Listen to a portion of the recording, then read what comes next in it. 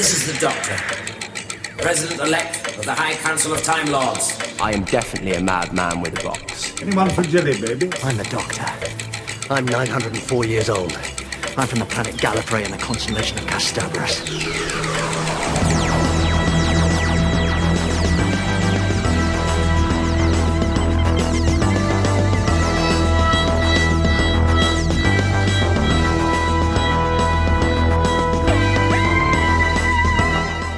Hey Who fans, and welcome to the Big Blue Box podcast. My name's Gary.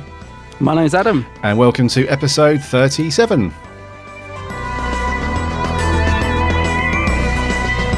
Hope you guys have had a fantastic week. How have you been, buddy?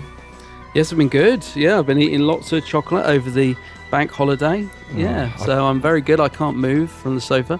How about you? Yeah, I'm good, thanks. I don't think I can look at another bit of chocolate at the moment. Yeah.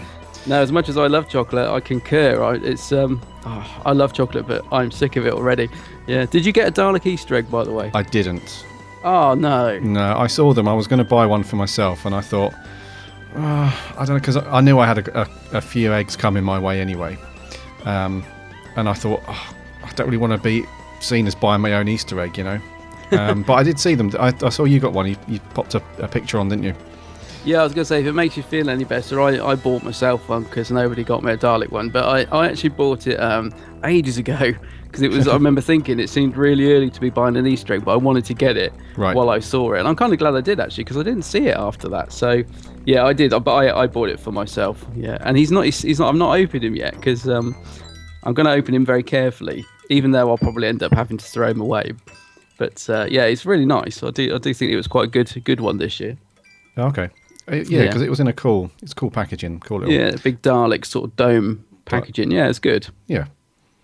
It's a happy Easter. Yes, so yeah, there it is. Nice long weekend, which was good. Yeah. And now that everyone's back to work, the sun's come out. I know, it's very well, yeah. It's cool because I'm off work, but I didn't want to say that and rub it in. But oh yeah, wow, that's all right. That's cool though. But it's almost it's cool time of year though. You know, around Easter time and the weather's getting nicer and. All we need now is Doctor Who back on the TV. That would be cool. Yeah. Well, actually, it seemed so far away, didn't it? August, September, but it's rattling round. So not that I want to wish time away, but yeah, it's starting to sort of get nearer and nearer, which is good, and I'm looking forward to it. We're getting a few little breadcrumbs of information about it now, which is quite nice. Actually, not enough, not too much. Just getting the odd little bit. So yeah, it's good. It is good. It's quite cool having these little bits trickle through now and then because. Yeah, you don't really want huge spoilers come through, do you? You don't want like a big overload, and then you kind of know everything that's going on. You want to. I like being teased.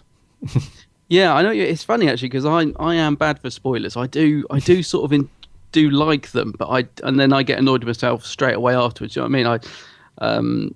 I love to sort of see pictures and know who's coming back, but then it is really great if you watch an episode and you don't know and they manage to surprise you.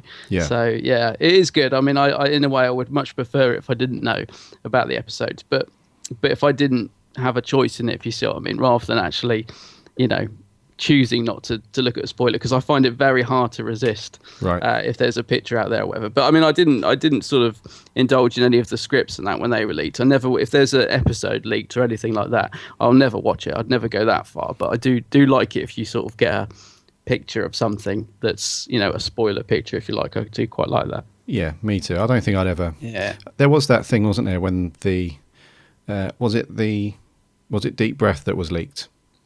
Yeah, a couple of others. Yeah. When they were leaked, I had no interest in hunting down the. Even I did have a couple of people approach and say, "Oh, have you checked out the leaked copies yet? Here's a link. Just do a search on this site for Deep Breath and you'll find it." I didn't really have an interest in finding it out. It's just that was a step too far. Like you, I don't mind the odd picture. I don't mind the odd set photo and stuff like that. But yeah, because we've had a few of Capaldi's costume lately showing there's a slight variation on it, which I guess you could class as a spoiler. It's a very minor spoiler, isn't it? Yeah. And I mean, I like that sort of thing. I like getting little bits like that. I think that's quite cool because it's not too much of a spoiler. And I have to say, I mean, you've seen the picture, haven't you, of him with the hoodie and the checkered trousers and all that. And it's just quite nice. It keeps your interest in it, thinking, I have to say, I'm not liking the amount of hoodie pictures I'm seeing. I'm not a fan of the hoodie. It's a different vibe, isn't it, for that It just Doctor? seems to be a bit sort of trying too hard to be down with the kids somehow. I'm not convinced by the hoodie.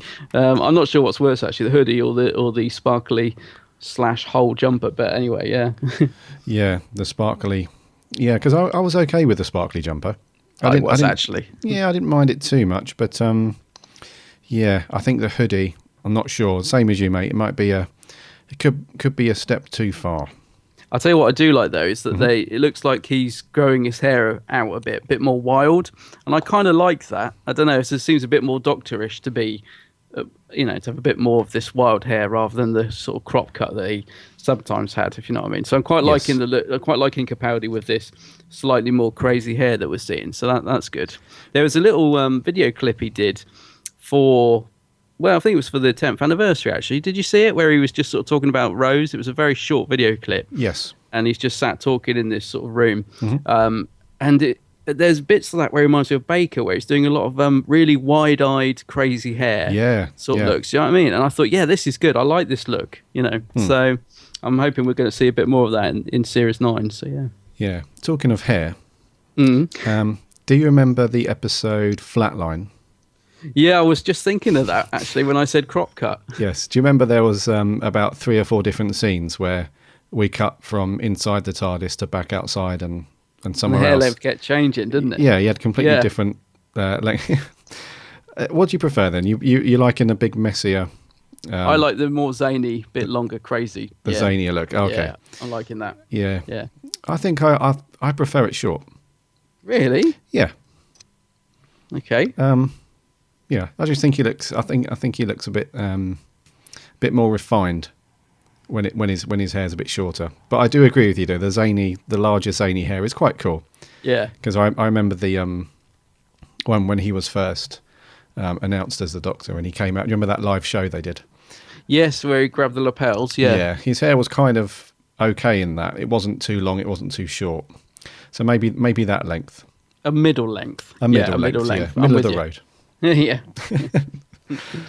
You been up to anything else? Bought anything? Done anything? No, been doing a bit of videoing. I've been I bought the coin, which I mentioned last week on the podcast. I did a little video of that. Oh, cool. Yeah, apart from that, no, not a lot. I've been quite good, actually.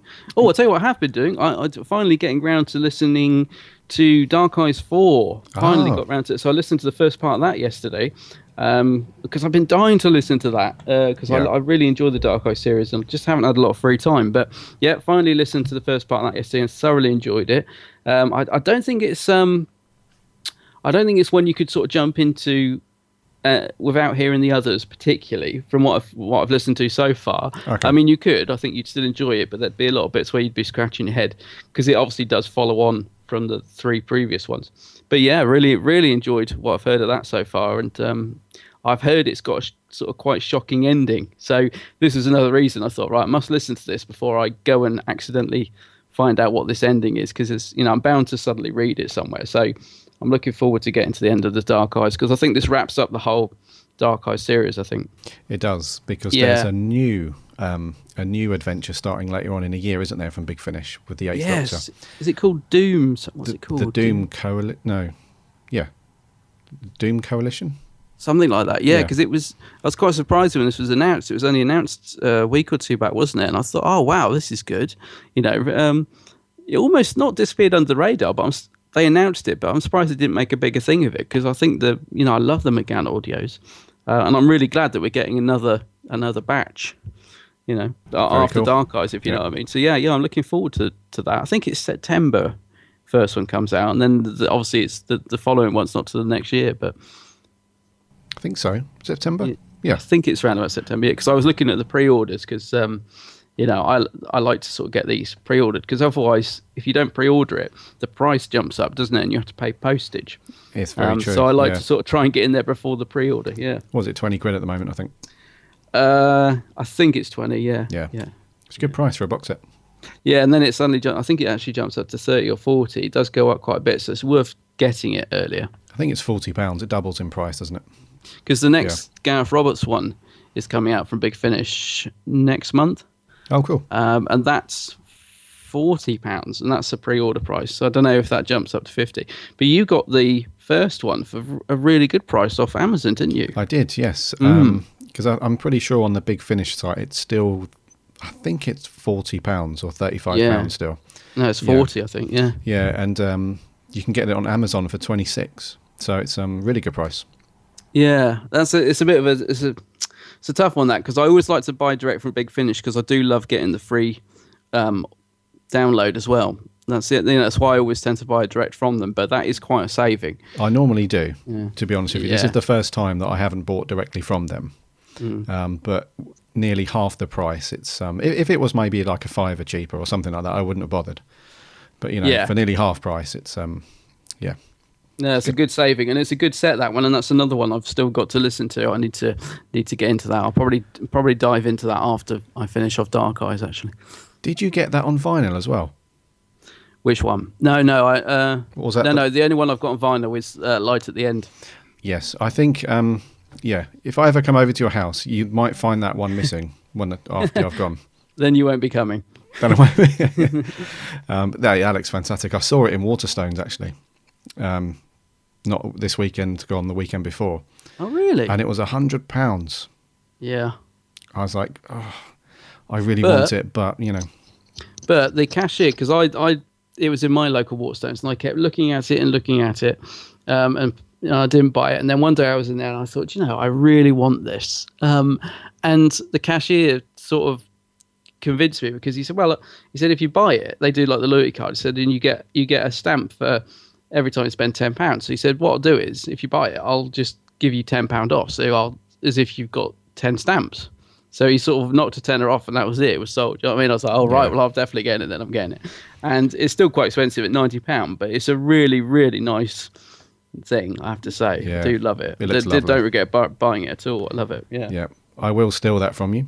Yeah. Go and steal it from Waterstones.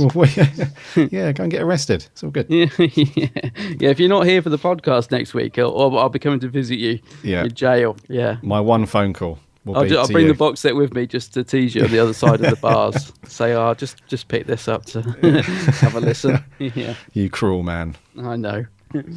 I think we've waffled. We haven't. We better get into the news, haven't we? Let's land it. Okay.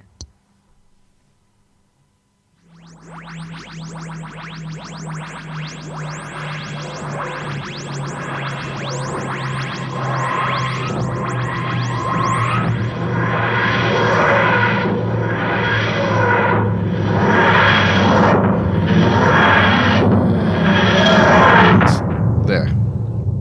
Great. Cool. First bit of news from Mr. Moffat himself. From the horse's mouth, so to speak. He has said that Doctor Who will be with us on TV, that is, until at least 2020, he thinks. Yeah. Which is great news. It is good news. I was a bit surprised, actually, when he came out with this. It's Stephen Moffat does have a sort of knack of just announcing things. I'm never quite sure.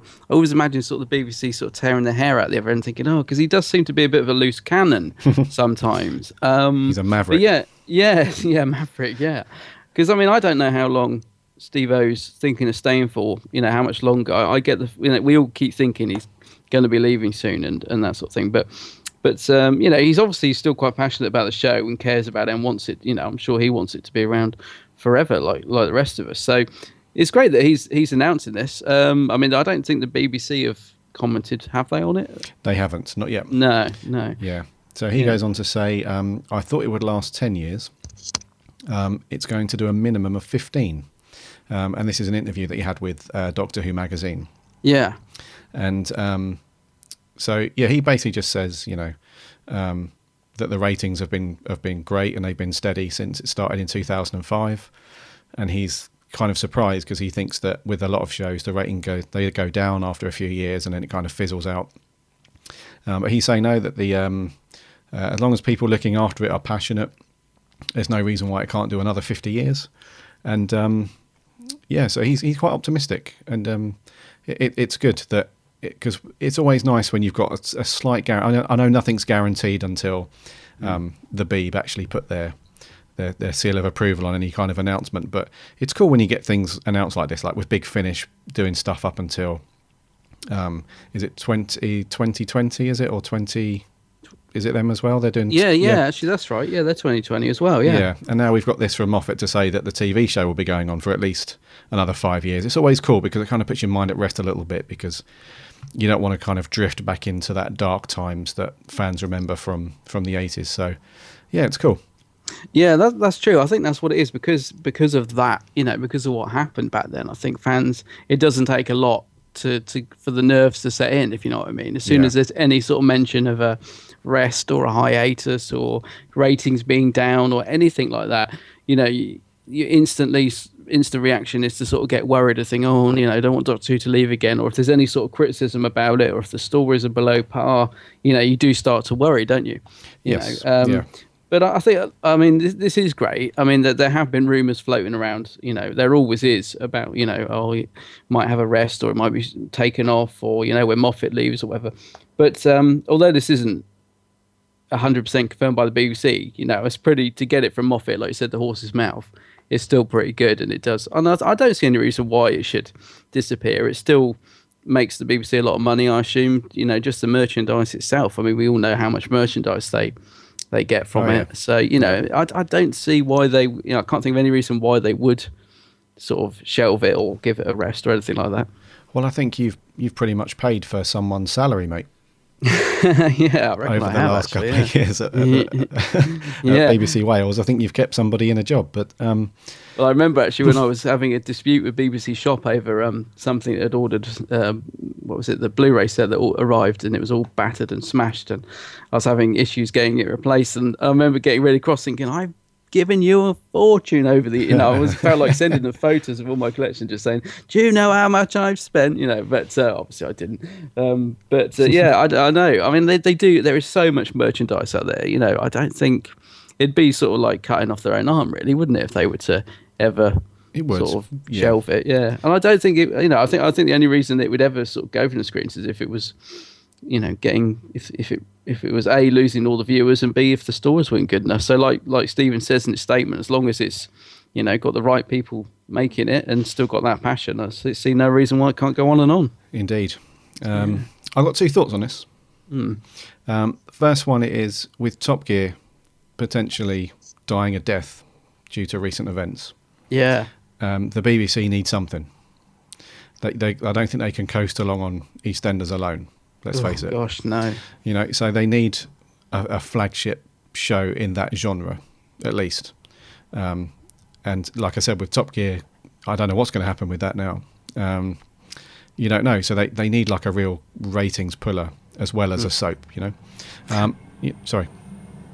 No, I was just going to say, I agree with you. And I do wish sometimes they'd get behind it a little bit more. I sometimes think they do kind of leave it because they know it's popular in fandom. I think sometimes they just leave it to the sort of fans and that to carry it. And I think sometimes they should realise exactly what they've got and give it a bit more money and give it a bit more of a push, really. You know what I mean? They could really plaster it over the screens. I think they did with Deep Breath and stuff like that. But then they kind of, after the first episode, they kind of just let it sort of drift on its own, don't they? I sometimes think they should, like you said, Top Gear. I mean, God, I guess advertised every other weekend, doesn't it? Or it did when it was on.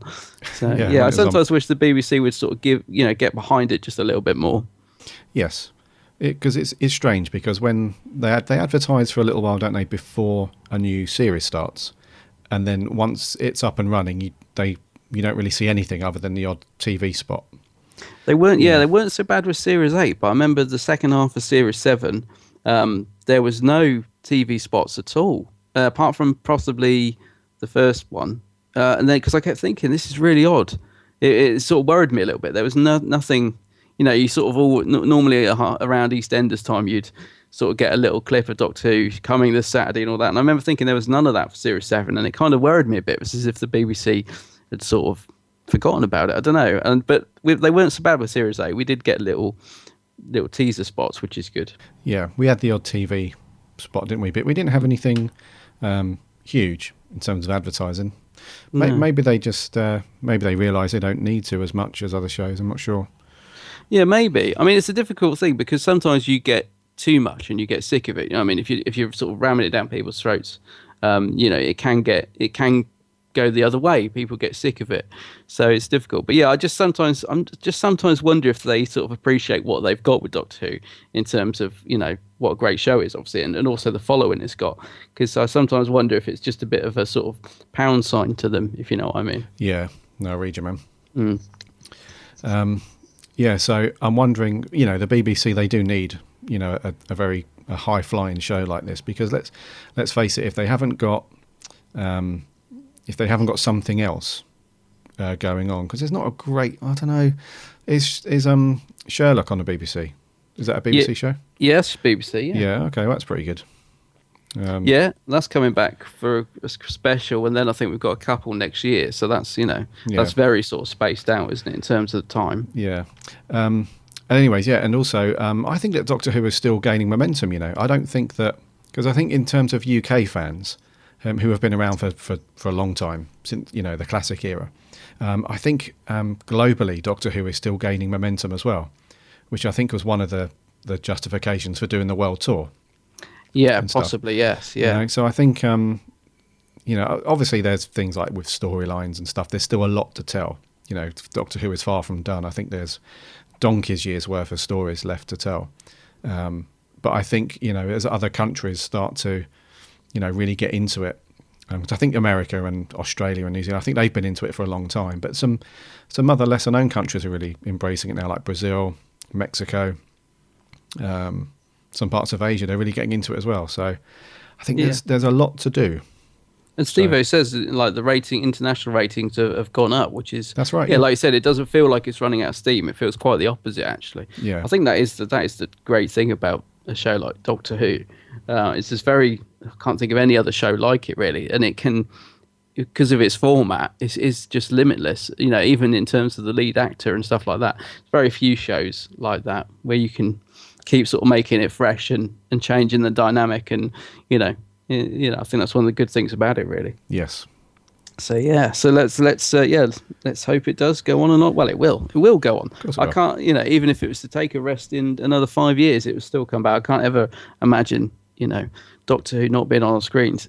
Reminds me of something Toby Haydock says. Actually, he can't bear the thought that, because he's he's such a sort of completist, and he has to watch every episode, and he was saying on one of his stand-up shows he can't bear the thought of Doctor Who carried on after he's dead. He said, it's almost inevitable that it will happen, but the thought of it is, unbearable. And I kind of concur with that. Not to be morbid, but it's one of those things. So I want the show to go on, but it's almost think, oh no, the thought of not seeing, where the show goes in 2050. Can you imagine? That's nuts, actually. Yeah, it's crazy. That far ahead. Yeah. Yeah. But anyway, yeah, safe to say it should be around for a while. Yes, according to Moffat. Yes. Yeah. In other news, Doctor Who on BitTorrent legally. I like this. I like the fact they put that in the headline. Legally. Does that suggest it's kind of? Well, I suppose it probably has been floating around illegally all over the place, probably. Yeah, I'm sure it has. I think, especially with the newer stuff of Doctor Who, when it's so easy to obtain that in various ways, whether it's through physical media or iPlayer. Anything like that, it's easy to pinch and search and get that stuff and to file share and all that sort of thing. Yeah, I'm assuming it's there's loads of Doctor Who on that stuff, but this is quite a good and bold step, I would say, by BBC America. Yeah, because I'd really because it's BitTorrent's the actual company, isn't it? And it's BBC Worldwide that have actually announced they've got this collaboration with them. So, because that's the thing that threw me, it's $12, which is about what, £8? £8 yeah. Yeah. So what? I assume, even though it's dollars, is this something we can get in the UK? Because I don't know a lot about BitTorrent. Yeah, it's well, it's kind of like I said, it was a bold move, because whenever you read anything or hear the word BitTorrent, you immediately go to the illegal thing, because that's just what it's known for. It's it's famous for the whole file sharing obtaining movies and music and stuff illegally. So it's quite bold for them to be associated with it, and it's a good step to try and make people aware of just how cool, the whole BitTorrent technology can be, because it's been around for donkey's years, completely legal. Because back in a day when like computer software was too big to fit on a disk, and you didn't want to have to get it posted, especially with old things. I don't want to go too techie, but old things like Linux and stuff like that. All right, okay. That's been available on BitTorrent for donkey's years, completely legal. And there's loads of stuff that's completely legal. So it's quite cool. And I think it's a good price as well. It's $12, like you say. And I'm pretty sure you get 10. There's 10 different episodes or bits and pieces with it. Well, I was looking at the episodes you get, and there's some really good choices in here, and then there's some really odd choices. So yeah, what do we get? 2, 4, 6, 8. So it's 10. Yeah. So from series 1, you get Rose and the Empty Child, Dr. Dances, Girl in the Fireplace, Blink. Mm-hmm. Then you get from the specials, End of Time, parts 1 and 2. I probably would have put Waters of Mars there. You get 1 from series 5, Vampires of Venice, which I think is quite an odd choice. Series 6, Doctor's Wife. Well, I suppose, yeah, it's not a bad choice. Series 7, Rings of Akatan. I mean, what the hell? You get the Day of the Doctor. Fair enough. That's a great episode. And from Series 8, they've chosen Listen, which, again, I think is an odd choice. I don't think... There's some really great episodes in there, but I think some of those choices are a bit bizarre. Yeah. And there's also... It's hard to balance out the choices because you don't know who's made those choices. I'm assuming it's the guys at BBC America who have.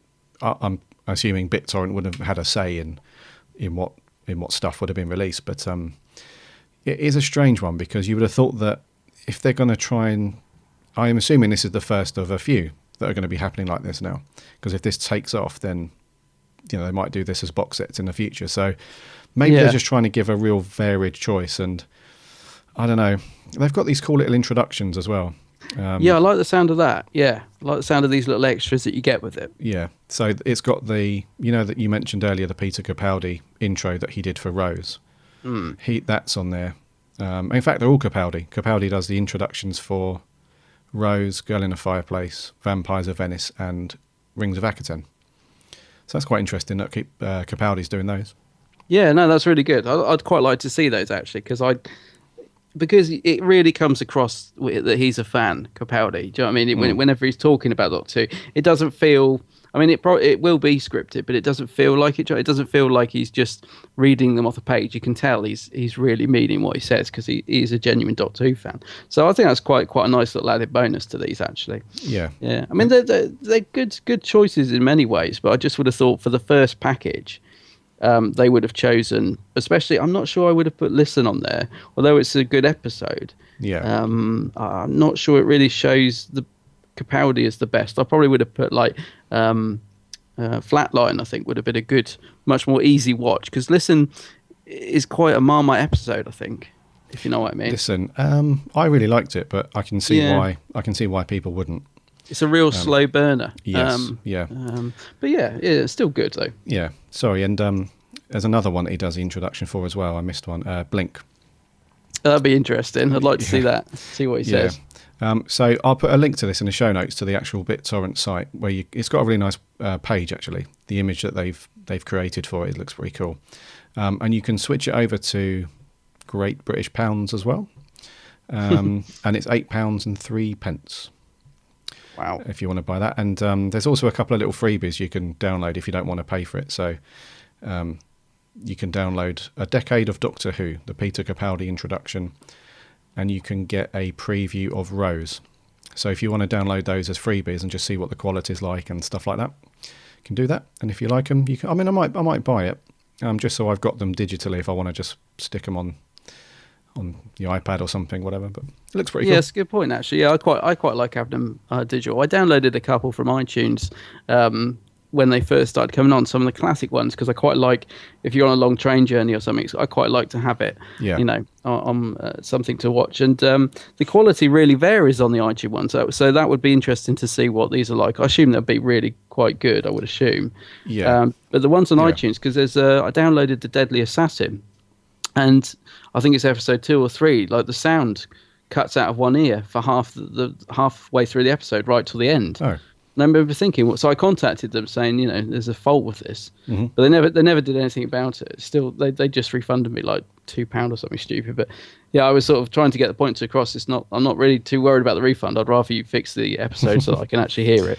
But I don't know if it's still like that. I think even when they did the Doctors, Best of the Doctors, around the 50th, I think that was included on there, and I think it was still the same, but I might be wrong. But yeah, but they do vary a bit on iTunes, which is a shame.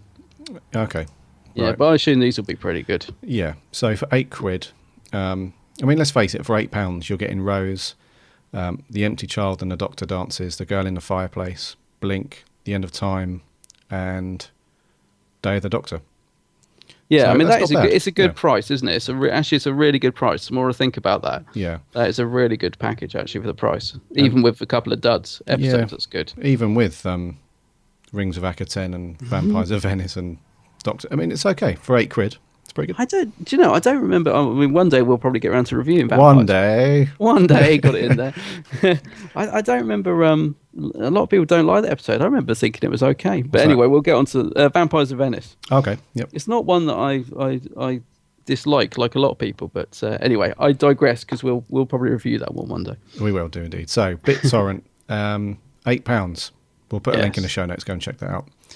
Last up for news, we're going to go back to Mr. Moffat, Oh, Steve-O. old Steve-O, and he's again, like you were saying earlier. I'm not sure if this is one of his loose cannon moments, or if this is true, but he's basically rubbished the idea of a Doctor Who movie, Yeah. and I agree with this, mate. I agree with what he says. Yeah. Yeah, because I thought about this a lot, and I'm sure a lot of you guys have as well, about the idea of having a Doctor Who movie, because we obviously we've had it before, and it didn't really go that well. Let's be honest. I'm referring to just the movie, the McGann. Oh, sorry. I was thinking of the Peter Cushing movies. Oh no, I'm talking I was about. going to say because I quite like those. Oh right, no, I'm not referencing those. I'm You're talking on about the McGann movie. The McGann movie, yeah. So, like I said, we've had. I'm referencing like canon here, mate.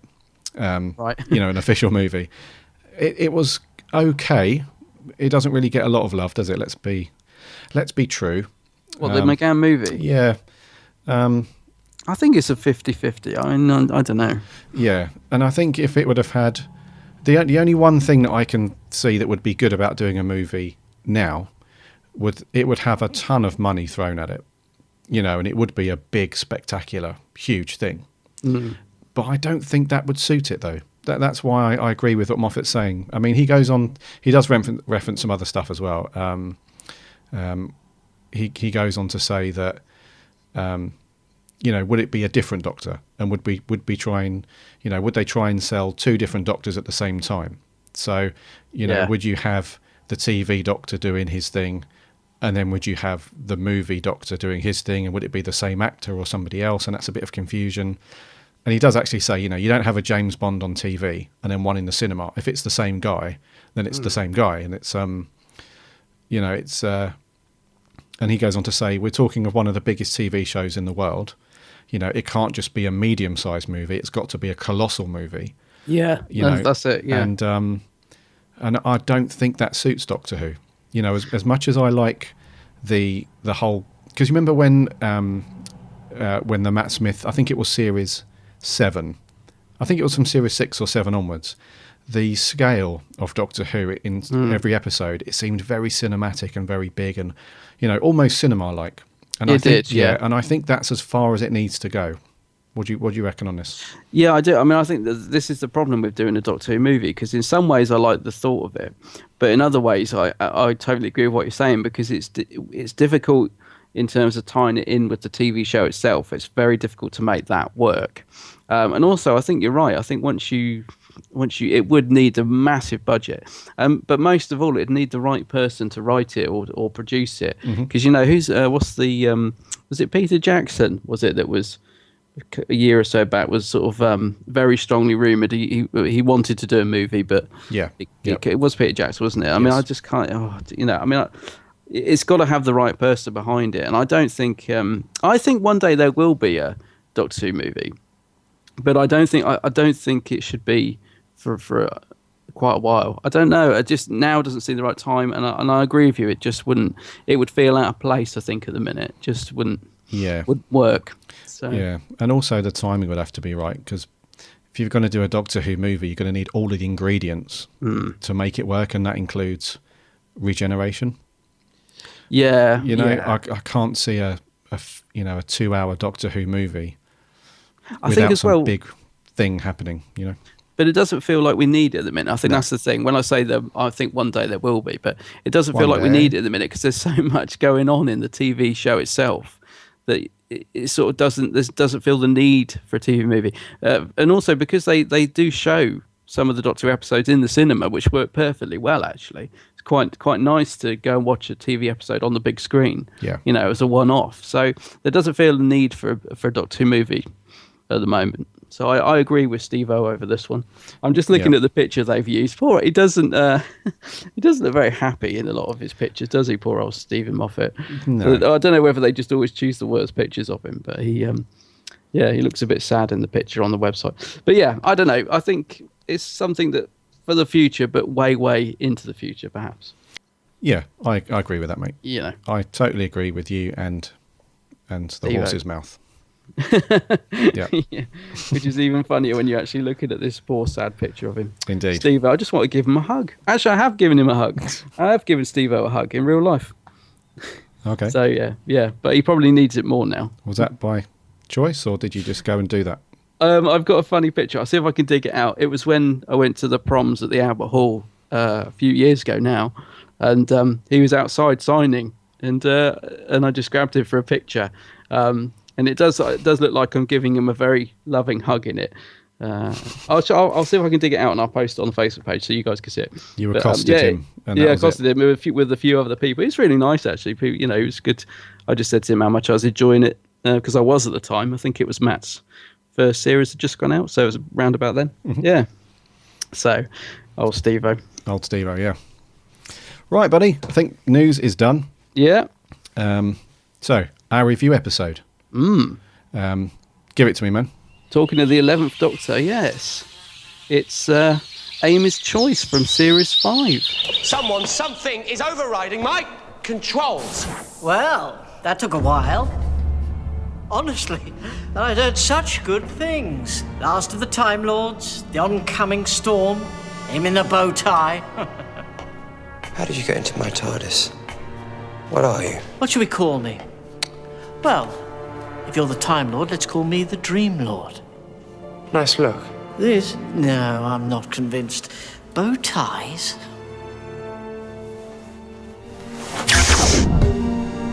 Interesting. I'd love to be impressed, but Dream Lord, it's in the name, isn't it? Spooky, not quite there.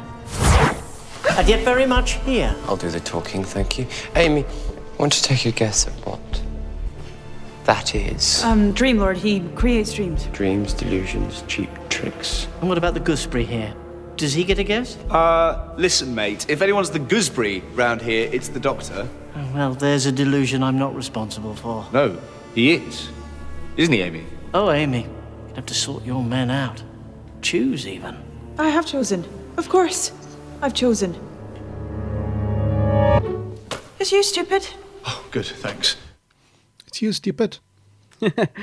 So, Amy's Choice, written by Simon Nye, mainly known for his comedy writing. He created Men Behaving Badly and things like that. And I think this is his only story for Doctor Who. Correct me if I'm wrong. No, it is. Yeah. Yeah. And I have to say, actually, before we get into it, so the story is basically the Doctor, Rory and Amy, they're trapped in sort of two worlds. One is reality and one is a dream, and they've kind of got to figure out which is the reality and to survive, basically, haven't they? That's the sort of gist of it. Well, we think that one's reality and one's a dream. Yeah. Yeah, and then we've got this mysterious other character, and they're called the Dream Lord, who sort of, goaded them into doing things and generally being pretty evil. Yes. Yeah. So yeah, I have to say, just off the bat, I love the concept. I actually really, really like the actual story itself, the storyline. I think it's really, really good little idea. Yeah, it was a very cool idea. Really like the idea of having a kind of two world approach where it flits between reality and dreams and stuff, and them frantically trying to figure out which is which, and I like the fact that there's also some wants as well, because you've got Rory who really wants one of them to be the reality. Yes, you know what I mean? Yes. Even though he probably knows deep down it's not, but he really desperately wants it to be. And then you've got the Doctor who's trying to be completely logical and rational, and you've got Amy who's kind of in between. She doesn't really, because she's convinced that when she lands in each one that is the real one, and she's kind of torn, and it kind of plays on this almost kind of pseudo love triangle. I like that because it's kind of mixed in. It mixed in with the story of them being trapped between these two worlds. Yeah, you've got this brilliant concept of it's all about Amy, her sort of having to make decisions, and like you said, because she's pregnant in one of the worlds, and that's the one Rory wants to be true, is them settled and living in this village and all that sort of thing. And obviously in the real world, they're traveling with the Doctor. So it's a really nice little sort of two stories sort of merged into one. Really, I think that works really, really well. I really like that. Yeah, it's very cool, and I liked that at the beginning of the story. It doesn't. It doesn't really give too much away immediately. I really like the fact that you see Rory and Amy in their kind of, serene little cottage, and she's pregnant, and Rory's got a ponytail. He's grown out a nice little ponytail. Yeah, I quite like that, because you immediately think, what's going on here? Yes, you know what I mean. Yeah. You think this doesn't seem completely right that these two are like this. Something can't be right. It gets you guessing, straight from the off, and I thought that was quite cool. And then, okay, so going on the story, what did you think to the aliens in this? Before we get on to like the actual core of the story, the zombie grannies? The zombie grannies, yeah, because they kind of I found that they were a little bit plot filler.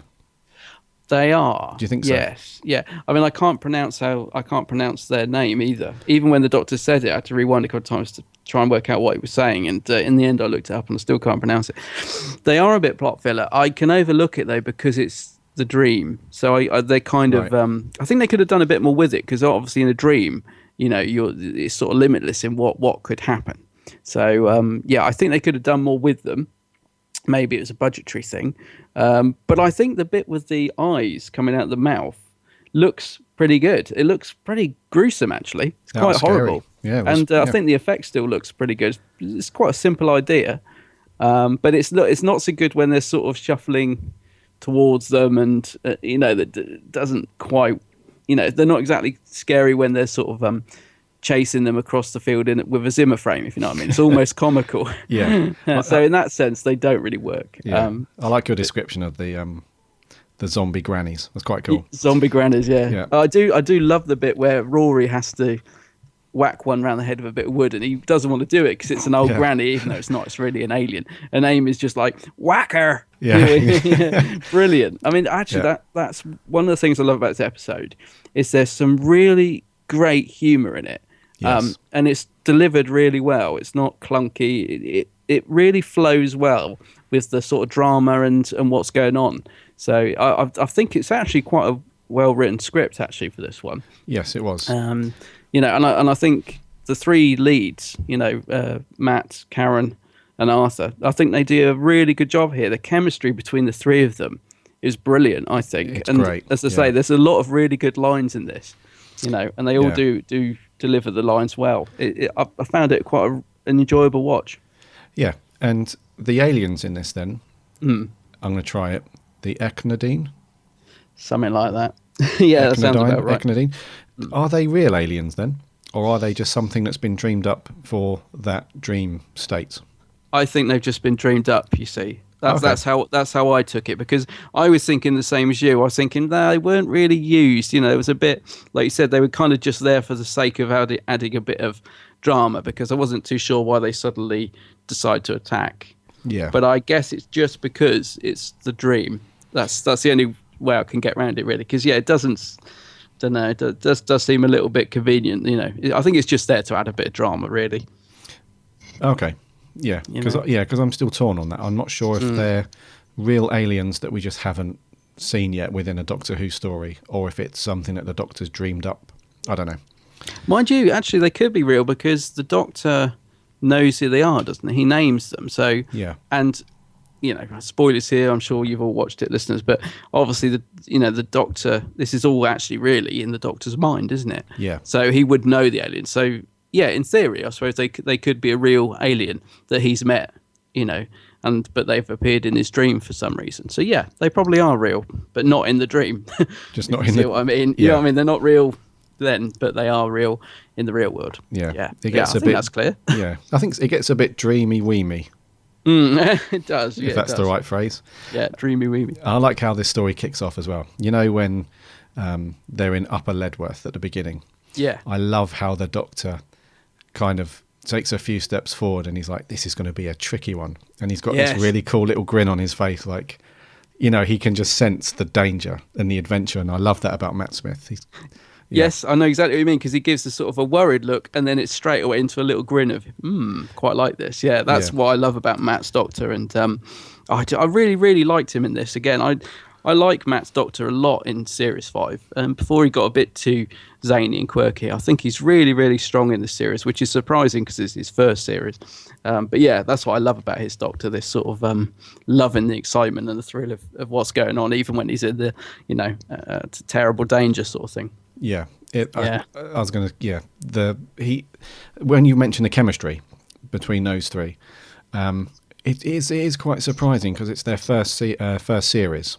And then Rory, he does, I don't know, Rory's Arthur Darvill has got this really cool way of acting where he's so good at playing the almost the silent idiot, if you like. Yeah. I mean, not an intentional idiot, but he's just, you know, the Doctor always picks on him a little bit, the same way that Eccleston did with Mickey. Do you know what I mean? It's got that same kind of, you know, I've picked my companion.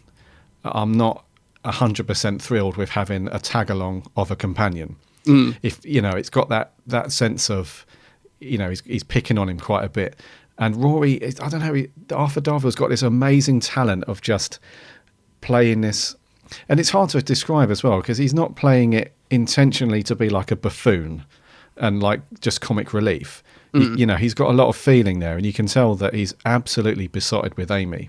You know, would do anything for her. But you know, I don't know. He's got like this. He's just like one of these house husbands that just gets his ass kicked by his missus constantly, and he just loves it. You know, he just doesn't care. You can see who's wearing the trousers in that relationship, can't you? Yeah. And yeah, no, I know exactly what you mean. His performance is very sort of cool. He's playing a bit of a sort of nerdy character, but he plays it in a very cool way. The way he delivers the lines and the humour is bang on, especially, you know, with Matt and with Karen. Yeah. You know, whenever they've got sort of scenes together, it just works brilliantly. Yeah, I really, really do like Rory's character. Yeah. There was a couple of times when Amy was quite miffed with the Doctor, and Rory didn't say anything, but he just kind of, you know, zipped his jacket up quite angrily and gave him like a little stare and walked off. And you think, come on, Rory, you wouldn't be able to do anything, would you, mate? Anyway, I love it when he cuts his ponytail off at the end in a sort of very dramatic, comical scene.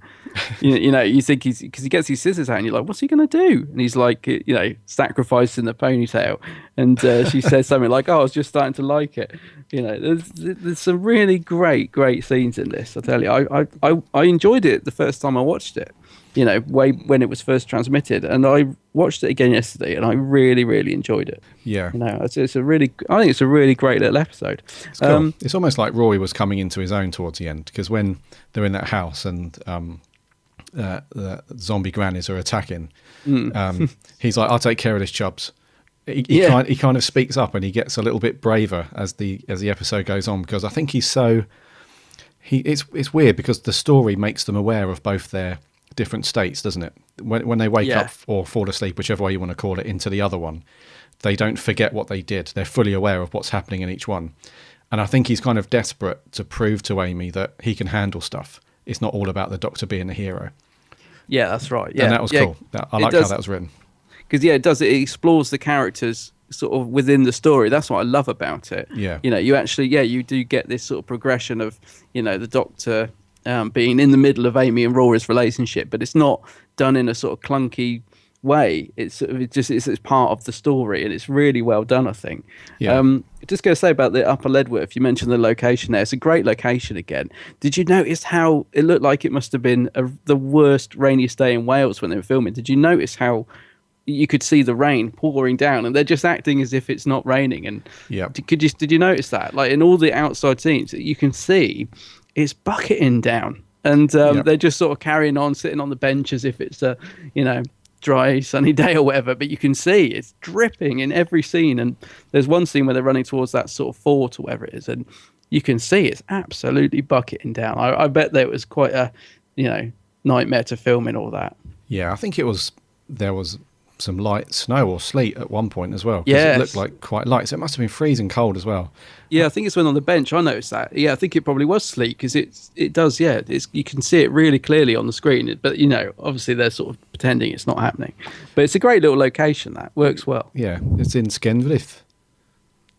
All right, okay. Skenvlith, yeah, and it was really muddy as well.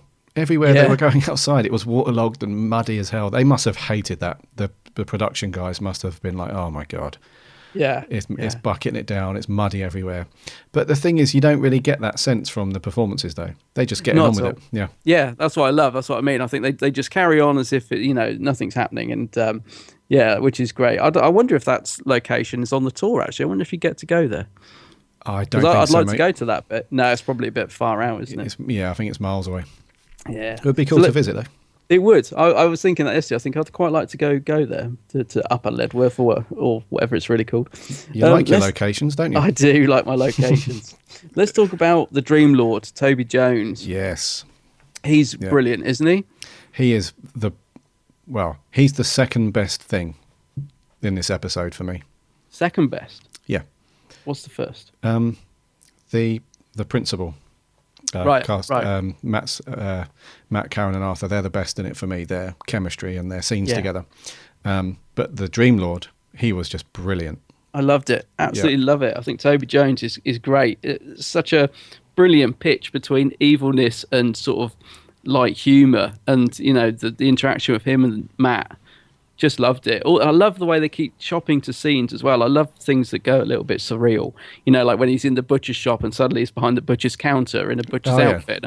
Yeah. All these little sort of little costume changes, and I really really like the Dream Lord. I was sort of thinking I'd love to see him come back, but his story's kind of all wrapped up, isn't it? It's kind of done because he's just sort of part of the Doctor's consciousness, isn't he? So it's not really be difficult to bring him back. You know what I mean? His story's sort of kind of overdone by the end of it, which is a shame because I think he's really, really good. And I almost wish he was in it more, actually, because he does sort of keep popping up, but he's not in it all that much, is he? He's in it.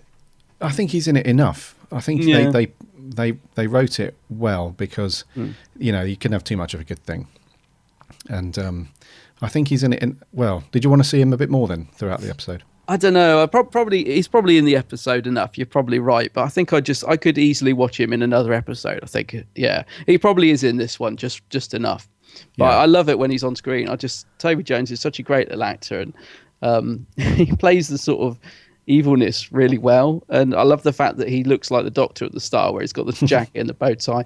Yeah, I don't know. I just really, really liked that character. Yeah, I thought he was awesome, and Toby Jones played that just just bang on, didn't he? 'Cause Yeah, definitely. I think there's they could have played it the other way. They could have played it a lot more a direct nastiness and threat. You know, they could have had some weird, strange monster robot-y thing like Paradise Towers or something. But I think the fact that they had an actual person, and like you say, the way he played it, he had this really like uncomfortable evilness to him.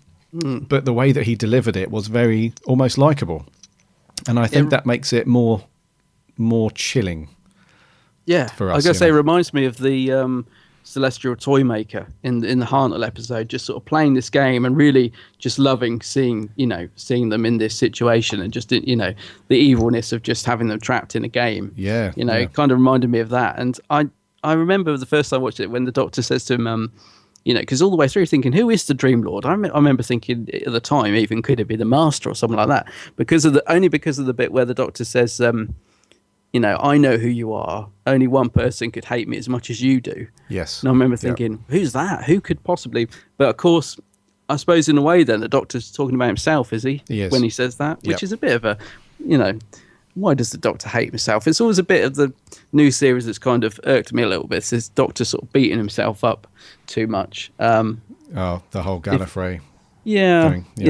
But I mean, it works well in this episode. Let's put it that way. Yeah, and I think that's one of the things that really works so well for Who when they do that correctly, where you have, some of the good stories with the Master from the classic stuff.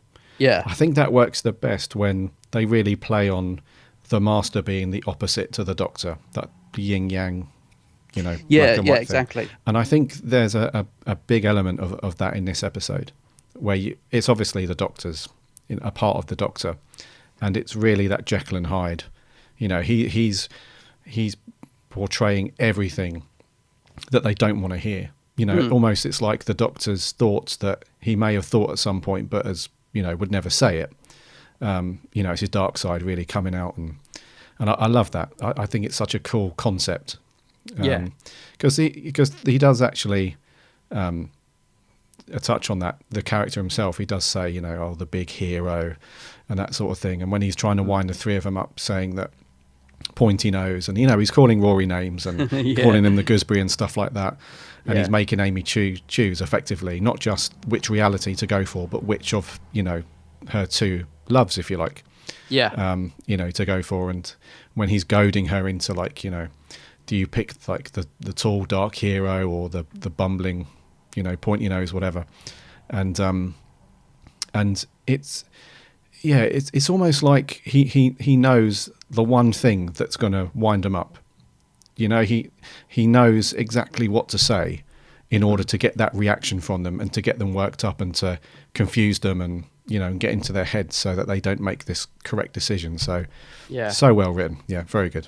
That's what. Yeah, I was just going to say that's what I love actually. Is this dual storyline of like what's going on with the Dream Lord, but also the fact it's sort of all about Amy making the choice. Because she's besotted with the Doctor, but obviously she's in love with Rory. And I love the parallel of the two stories. They work. They sort of gel really, really nicely. I think. Yeah, I love the bit where the Dream Lord sends the TARDIS towards is it called a cold star or something like that? A cold star, yeah. Cold star, and it starts freezing, and it's really well done, isn't it? The TARDIS console all frozen over, and that looks fantastic. I thought. I thought the effects looked pretty decent for the time. I thought they looked pretty good. Yeah, I was going to say I really like the TARDIS interior when it's all covered in frost and snow. It looks really good. Is it? Did you get a bit teary when Rory dies? I think. Is this may be the first time he dies, because Rory does have quite a few deaths. Yeah.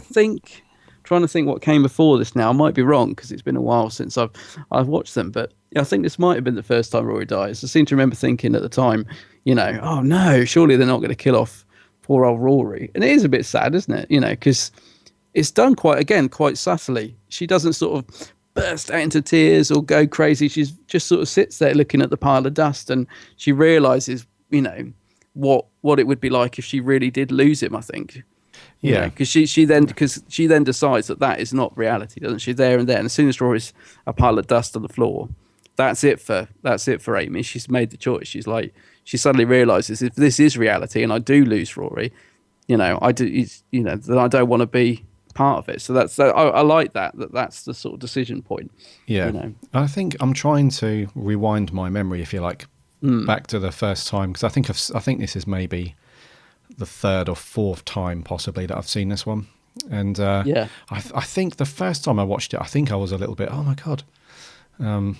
I think I was as well. It's difficult because, as I said, Rory did die a couple of times, and I can't really remember when I first watched it, but I have a feeling it might be. Yeah, I think it is the first time that Rory chokes it. Yeah, and it probably for the best because that, as I say, that does then make Amy realise what she's got, because she is being a bit of a flirt up until now, isn't she? I think all this sort of stuff going on with the Doctor, and she does give Rory a bit of a.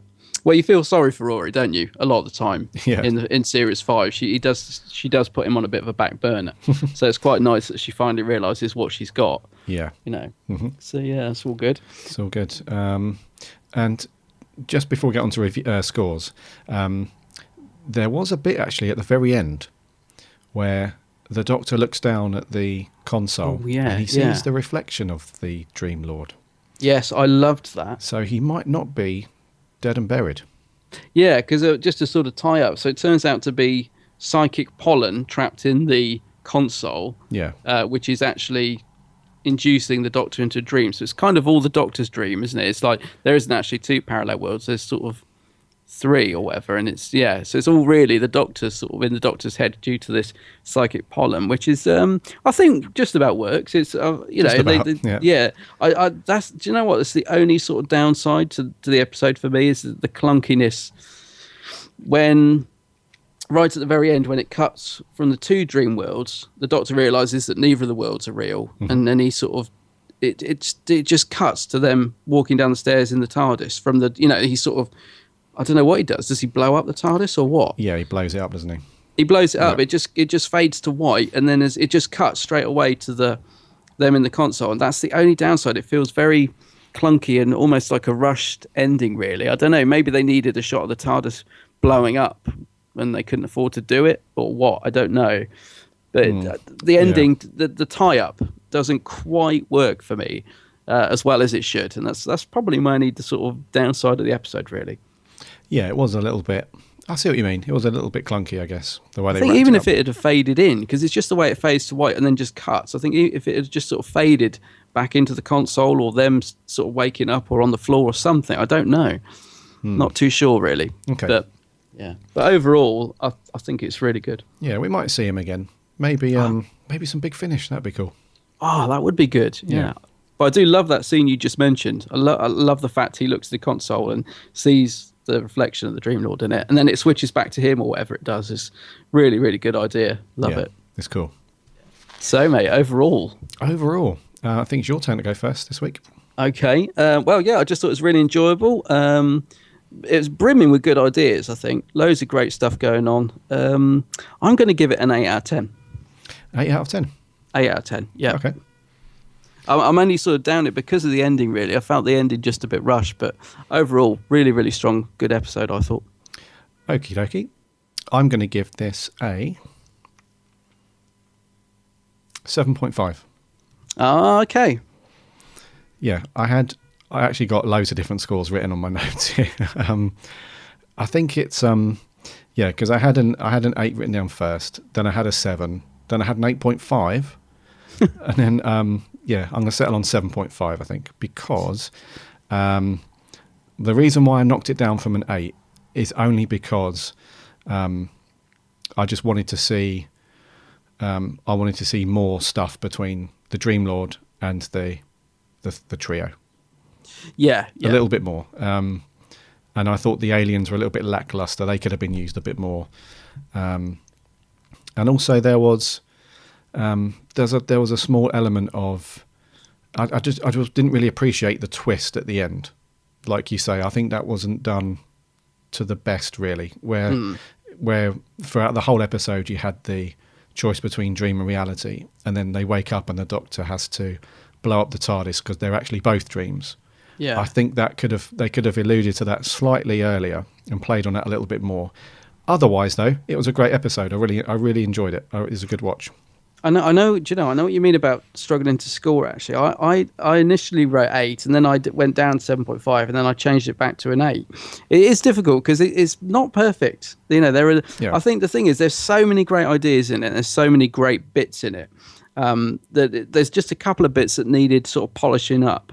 That would have brought it up. So I know what you mean. It's a difficult one to score. The reason I actually went back up to an 8, because I did sort of go down to 7.5. The reason I went back up to an 8 is because of the enjoyment factor. Because I was sat here thinking, it's not perfect, but I really enjoyed it. So that's the reason I went back up to an 8. Okay. Yeah. That's cool. So very good. Right. What did our listeners think? Yeah, I got a couple on Twitter very quickly. Whovians are us. They said Amy's choice, worst of series 5. No. Bad acting in no. places, bad ending. 6 out of 10. Really bad acting? No, I think the acting's great. And then this is an interesting Twitter name, Mumble5557 / Rob Jones. Oh yeah, I know Mumble. Hi Mumble. Yep, it's a decent episode, cleverly structured, but like any story, it lacked slightly. I would rate it a 7, but it is good. Right. Okay. Thanks for that. Facebook. Have you got anything on yours? I've got a few. Yeah. Ryan Anthony. He says not only this is an amazing story of Series 5, but also my fifth best episode of Modern Who altogether. All right, so he rates it really highly. Cool. Brilliantly and cleverly written with an interesting yet original concept. Yeah, I think so. Sensational acting from Matt, Karen and Arthur, and also Toby Jones. I really liked the character of the Dream Lord. It was a clever idea. I thought he was humorous, sarcastic, and still sinister. Yeah, perfect. He was. Yeah. Good mix of 3. A great and strong episode, in my opinion. 8.5 out of 10. And then he's put, have to go now. I'm feeling a bit sleepy. And then he's put in some bird song. He's put a tweet of it, which is good. That's another thing I liked, actually. It was the birds, sort of constantly, you knew they was going to slip out the dream when you heard the birds. I thought that worked quite well. Simple idea. Yeah, there you go. Yeah. Oh, I'm feeling sleepy, Gary. I've got Callum MacArthur, who's otherwise known as Cousins. Okay. Hi, our old friend Cousins. He says, this story is one of my favourite ones of Series 5. Love the idea of picking one world against the other. He wishes the Dream Lord would come back. Cool. So, yeah, I'd like to see him back. Devin Baker, he says, good and in my top 10.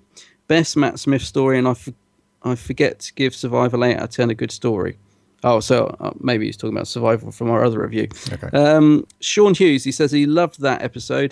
Still think that the Dream Lord was the Celestial toy maker. Oh, that's interesting, because I mentioned that earlier. Yeah, it's definitely a comparison. Yeah.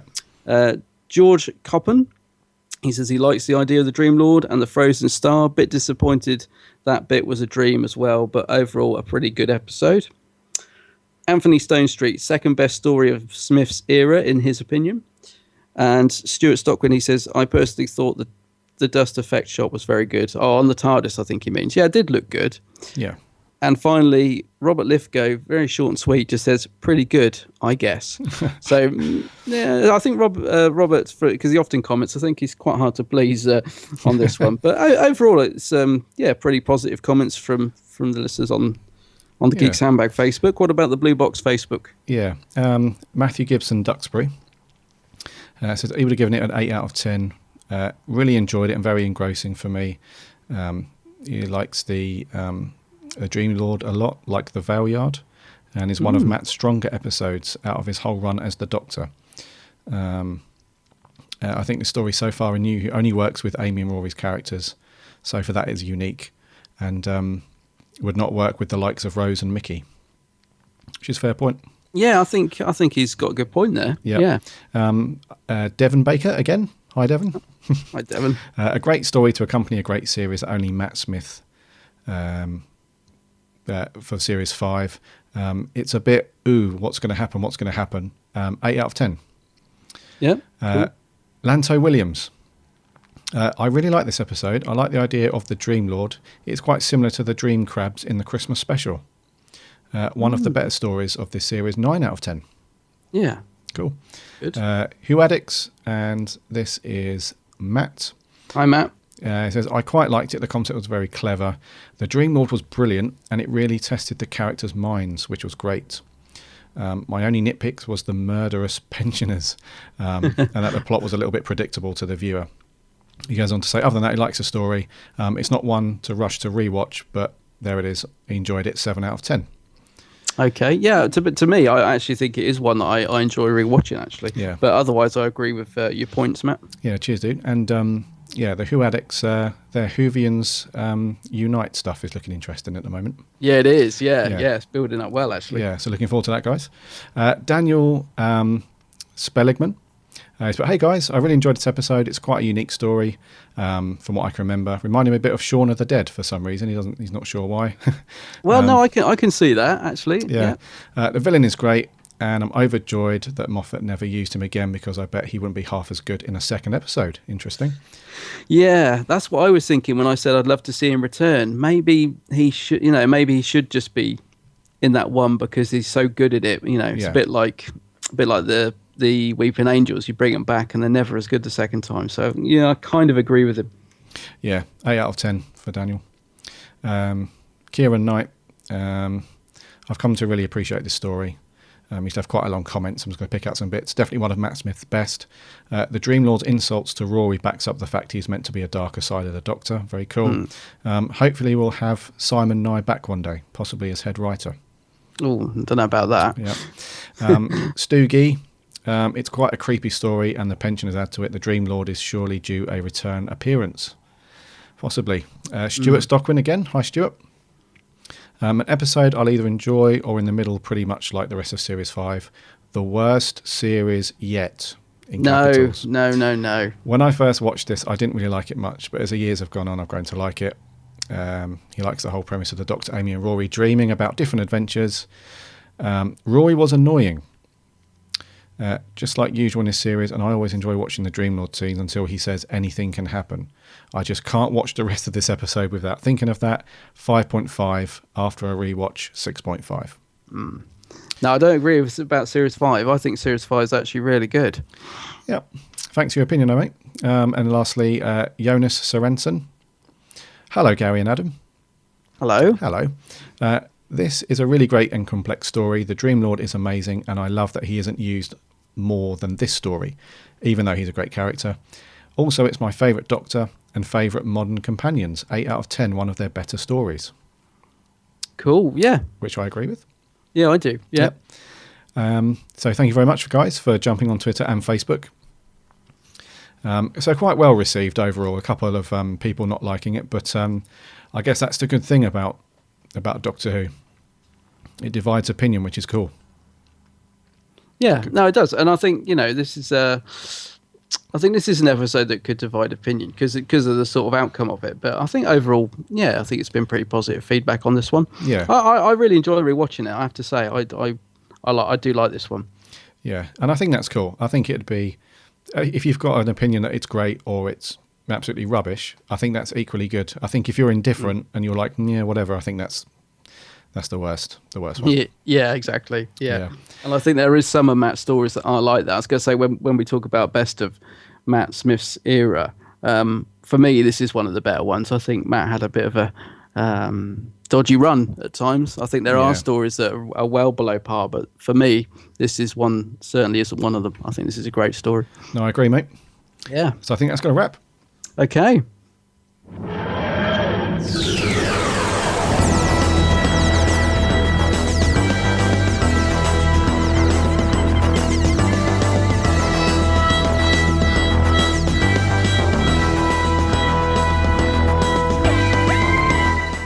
So that wraps up episode 37. Yep. 37, yeah. 37. Thank you very much for joining us on this one. I hope you enjoyed giving you some cool newsy bits. And then smashing through our review of Amy's Choice. 7.5 for me, 8 for Adam, which is, I think you'd agree with, mostly. Which is cool. So our Q&A, which we mentioned on the last episode. There's still time to send in your questions. We're not doing it until next week's show. We might have a little technical gremlin with our email. So if you want to send in an audio clip or email over your YouTube link, you can now send it directly to either of us. Just send it to gary@bigblueboxpodcast.co.uk, or you can send it direct to Adam at bigblueboxpodcast.co.uk. Or if you haven't got the audio equipment or YouTube cameras or any of that nonsense, then just jump over to the Q&A post. It's on our Facebook page. You can pop your questions on there too. Yeah. And we'll do our best to answer them. We've had a few good ones in so far. That's it. Yeah, I'm looking forward to it. I always like to be grilled by the listeners. So yeah, I'm looking forward to what you guys come up with. Yeah, if you want to get your voice on the podcast, just send us an audio clip or a YouTube clip, and we'll lift the audio and we'll put it into the podcast. Yeah, I was going to say, if you want to hear your own voice on our podcast, just send in a YouTube or an audio clip. Either way, it's all good. Otherwise, we're going to get some extras actors in to do some voiceovers like they used to do on Points of View, doing silly voices. Oh yeah, we might well do that. Yeah. What's coming up next week? Oh, next week. Well, it's about time we did some First Doctor, don't you think? Mm-hmm. So it's the Time Meddler next week. The Time Meddler. Yeah. Yes. Yes. Okay. Yeah, the Time Meddler. So that's going to be an interesting one because I haven't really watched. I'm yet to watch that one. I've got it. I ordered it ready for this review next week. So I'll be watching that at least once over the next 5-6 days. Bit Hartnell. Yeah, looking forward to this. I'm rubbing my lapels with my thumbs as we speak. So thank you very much for joining us, and be sure to check out the Geek's Handbag, Adam's YouTube channel. Just do a search for that on either Facebook or YouTube. Check out all of his cool stuff. Cheers, man. And until next week, my name's Gary. And my name's Adam. Until then, Allons-y!